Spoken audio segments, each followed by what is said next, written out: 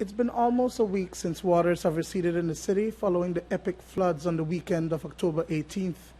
While the city continues to recover from the natural phenomenon, the remote village of Bomba in the Belize River Valley is still experiencing the effects. The torrential rains wreaked havoc on the village, and while some residents had to be evacuated to higher ground, others braved the weather inside their homes with water levels above their knees. We get a lot of flood on the Bomba Road in a very, very bad condition. Mostly only high vehicles and tractors can pass through. It's going down, but very, very slowly. In the village, we have about 27 families, and we can say everybody get affected because we do not have the access in and out of the village how we want, due to the road that it's flooded. So everybody get affected. There are currently 27 families living in the village. Primarily farmers, the residents make their living from working the land as well as tourism. But most of the farms have been destroyed by the floods. It is still affecting Bomba a lot because especially the farmers, the road, their products are dying. And the road to go to the farm, they had to go the water was about this high, and they weren't able to cross in their vehicles.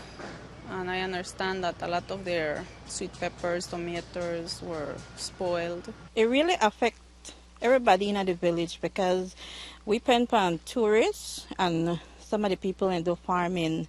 The one day who do farming, they lose most of the product because everything underwater. And for we who do the tourists, my husband, he run the tourists, and that's what we do for we live in, and it affects us because then the water, no tourists can come through. Even, the water was way up to the house, so no way that any boat or anything could have come in, because if the boat didn't come in, the bus then can't go through the water, because even the water was way to your chest, and there's no way for we make no kind of income here in Bomba right now, so the floods really affect us a lot. Today, the entrance to the village remains under at least 1.5 feet of water in some parts, and residents are using bicycles, tractors, and even canoes to get out of the village. Children were out of school for a week, and until today were able to return to classes. I have kids who are going to school. Last week, this kid, they're not going to school 1 whole week.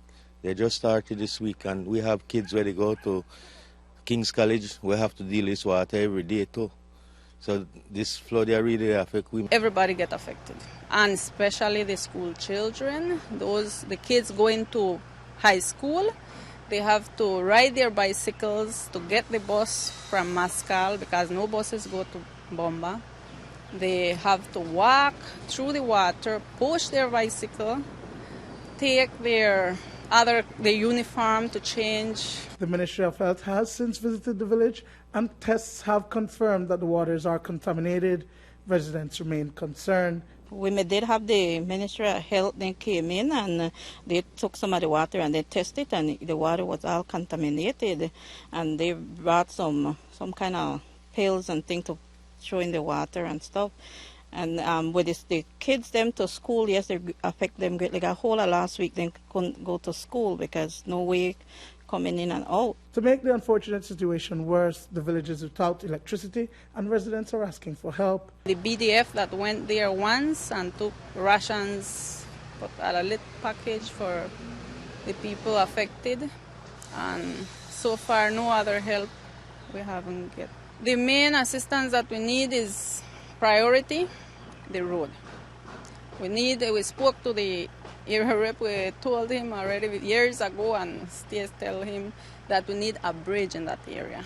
But we have not get no response, no betterment, nothing. We understand that there's also another issue in terms of electricity. There's no electricity in the village. No electricity yet. We have the posts already there, the wires, a lot of us already wire our houses, and no electricity yet. We do not have that. It started early this year, but so far, no electricity.